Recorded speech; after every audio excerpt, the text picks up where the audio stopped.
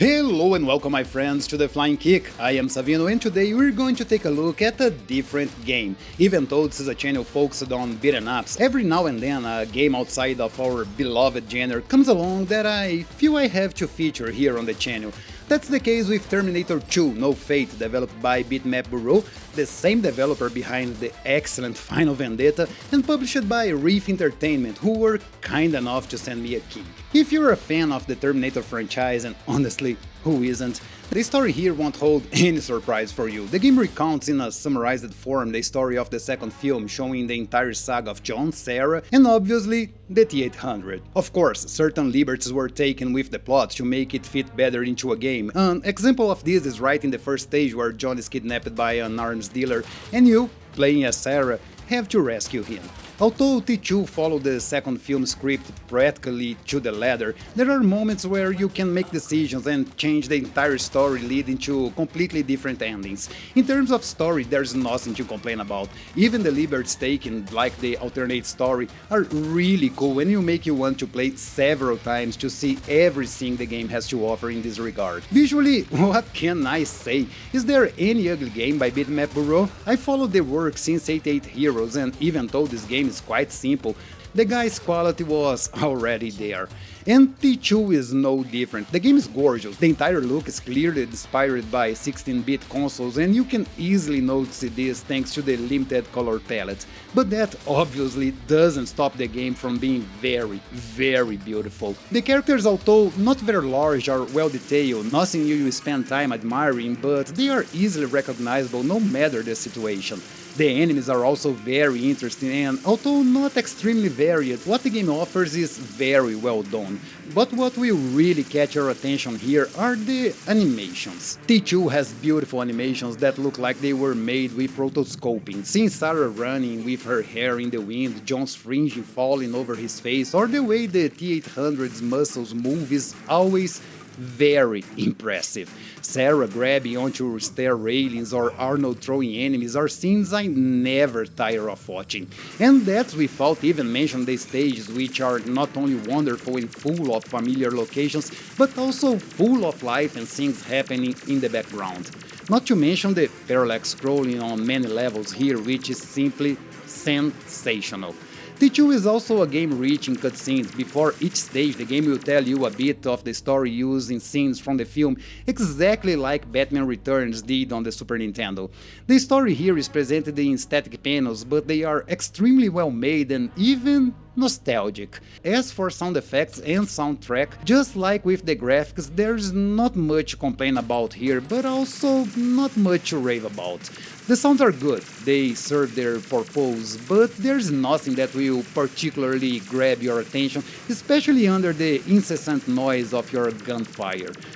Now, talking about the music, there's really nothing to complain about. Much of the music comes from the film's official soundtrack, which I don't need to elaborate on because you certainly know it, but there are some original compositions here that are excellent. The music was done by the same people who did the soundtrack for Final Vendetta Future Cast, and honestly, these guys are amazing. Check this out.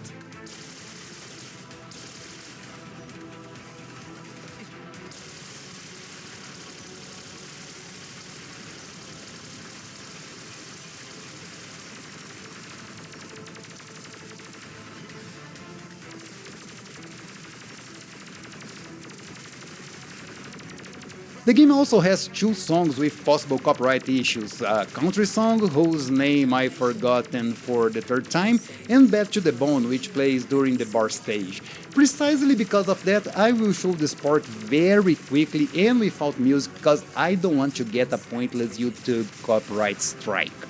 Now, let's talk about the gameplay because that's what really matters here. As I said in the beginning of the review, T2 is a true 16-bit game. This is obvious from the visuals, but it becomes even more obvious when you pick up the controller and start playing. At first, the game works like a traditional run and gun, albeit a bit limited. You only have your gun and your physical attack, and every time you shoot, it is as if Sarah still doesn't have much confidence in her skills. After that, you will play as John in the future, and although he controls very similarly to Sarah, he has some differences.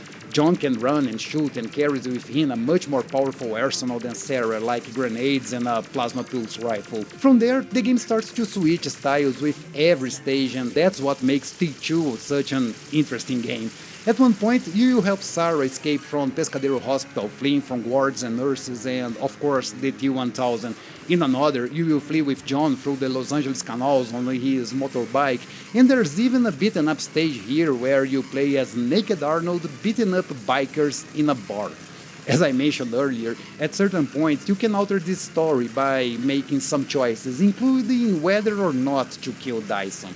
And of course, these choices will lead to different endings. In terms of difficulty, T2 is a game for everyone. Yes, it's extremely brutal on higher difficulties, especially on the hardest one where you don't even get continues or energy pickups in the stages.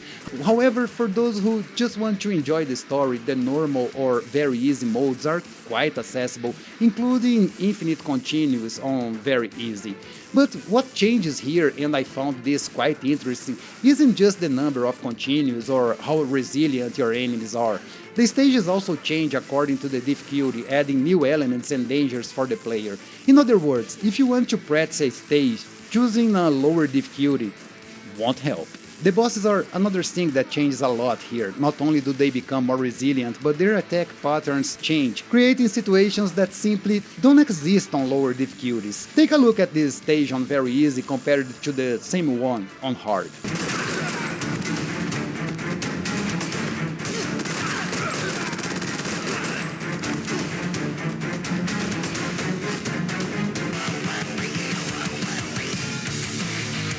Warning.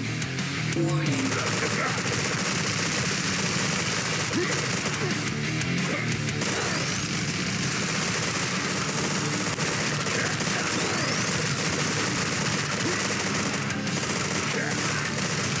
During some run and gun stages, you will find extra weapons to use, like a laser that goes through walls and enemies, a homing plasma gun, and a spread gun.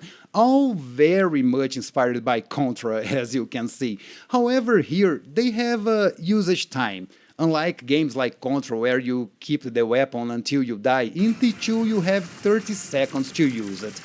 I can understand why the devs chose this type of mechanic, but honestly, I would have preferred limited shots instead of a time limit.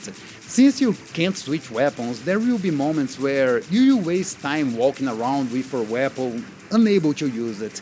If they were limited shots, the player could at least save the shots for when they were necessary, but maybe I'm just being picky.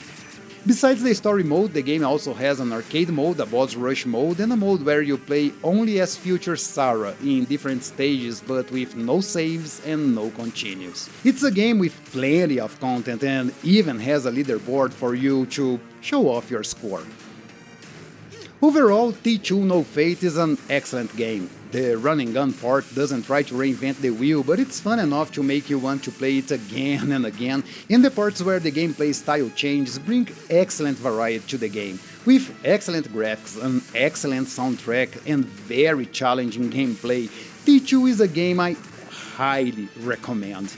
And look, the price is a bit steep, $27, but I think it's worth it, not only because the game is a lot of fun, but because it will also bring you a healthy dose of nostalgia.